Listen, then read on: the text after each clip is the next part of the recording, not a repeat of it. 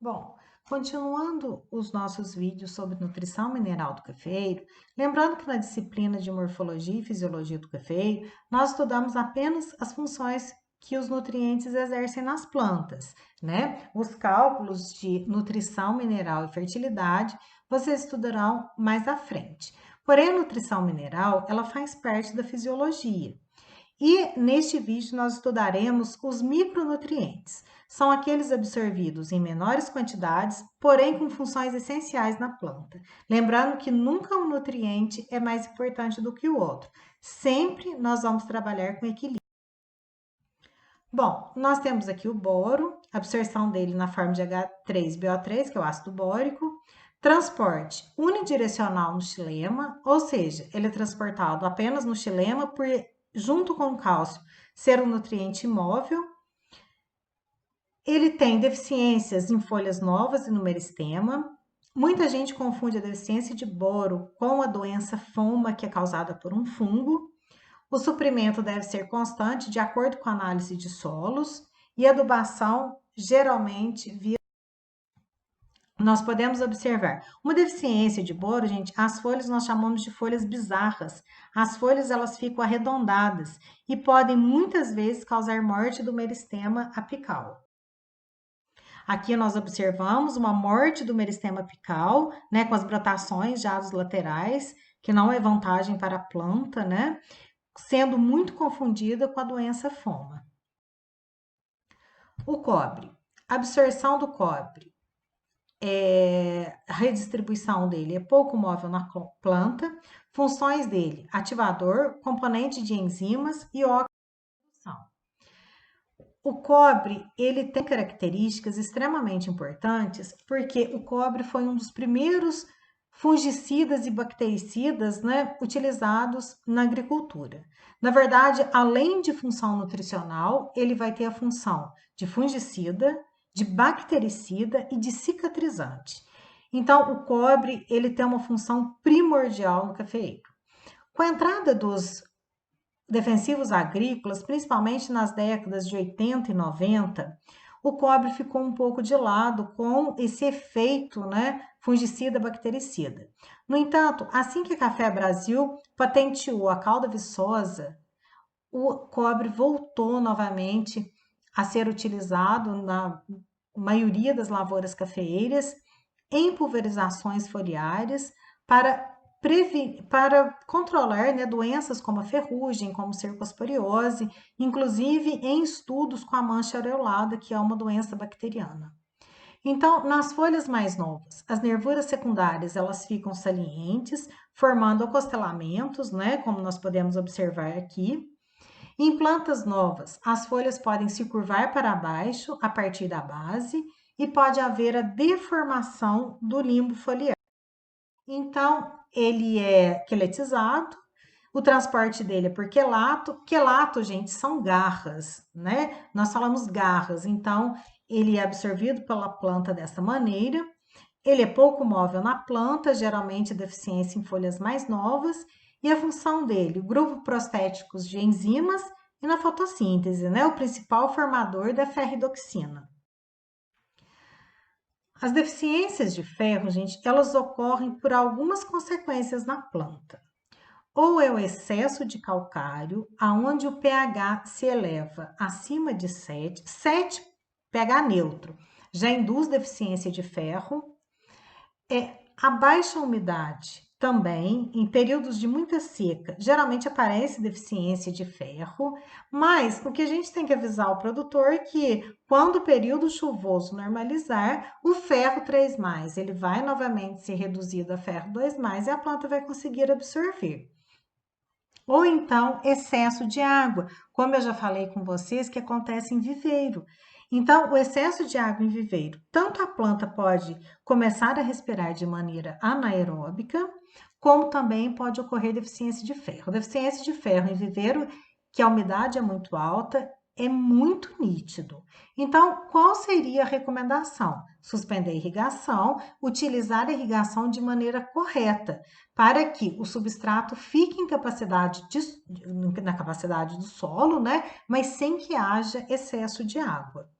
Então, as folhas mais novas, elas ficam amareladas, as nervuras, elas permanecem verde, é como se fosse parecido com a deficiência de magnésio, só que em folha nova, porque o ferro é pouco móvel na planta. E depois ele vai amarelecendo como um todo. Então, é um sintoma bem típico de ocorrer no final do período da seca, principalmente quando a lavoura produzir um pouco mais. Então, ela vai ocorrer aí por volta de agosto, setembro, é muito comum nós observarmos. Nós vamos fazer adubações à base de ferro? Não. Nós vamos esperar normalizar o período chuvoso.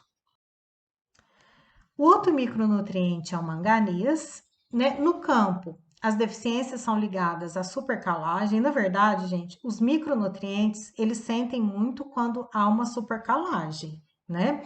Então, o calcário, ele deve ser recomendado de acordo com a análise de solos. Então, jamais as supercalagens, elas são favoráveis. O mais nem sempre é o melhor, né? Tem que estar 100% em equilíbrio.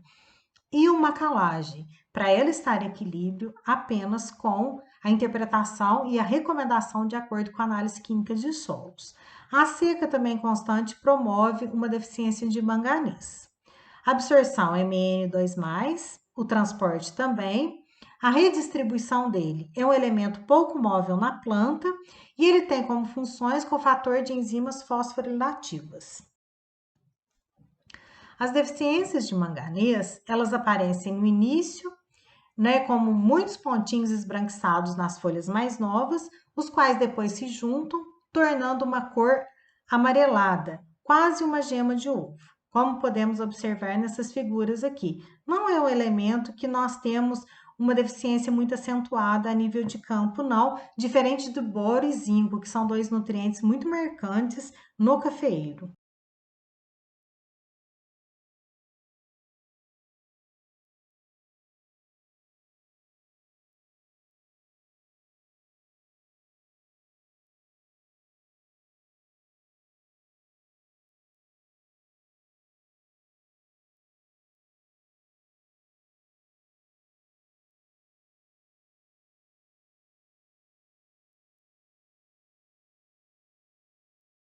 Então, muito difícil nós encontrarmos deficiência de molibdênio no cafeeiro, porém hoje os nutrientes que vêm para aplicação foliar, eles já incluem uma fonte de molibdênio, geralmente molibdato, né? E bastante usados em pulverização foliar. Agora é muito difícil nós observarmos essa deficiência em campo, né? Se fala assim que essa é uma das poucas fotos, né? Esse aqui é um livro de uma Lavolta, e que é uma das poucas fotos que existem com deficiência de molibdênio no cafeeiro. Então, nas folhas mais velhas, né, eles aparecem manchas amareladas e depois com características pardas, causando necrose. E as nervuras também, né, ficam mais esverdeadas. Aqui o nutriente exigido, o micronutriente exigido em baixíssimas quantidades, mas tem uma importância fantástica no cafeeiro, que nós, inclusive, vamos estudá-lo lá em reguladores de crescimento, que são os fitormônios também. A absorção dele é zinco 2+, transporte também. Redistribuição dele, ele é pouco móvel na planta. Funções dele, componente ativador de enzimas. Na síntese proteica, componente de RNA polimerase. Integridade dos ribossomos e regulatividade das RNAs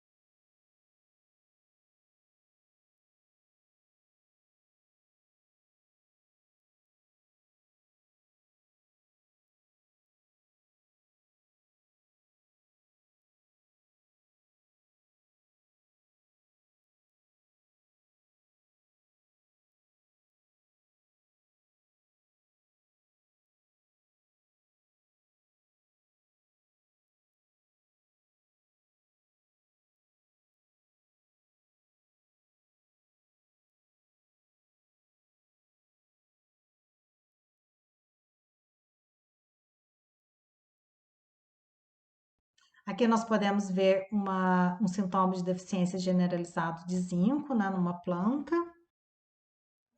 Aqui também, bem típico de zinco, né? E assim, nós observamos que, apesar de ser um nutriente exigido em baixíssimas quantidades, a deficiência dele causa problemas gravíssimos no cafeeiro. Bom, gente, muito obrigada pela atenção de vocês e nas aulas no MIT continuaremos discutindo sobre a nutrição mineral do cafeeiro a nível de função dos nutrientes para o cafeeiro. Muito obrigada pela atenção de vocês.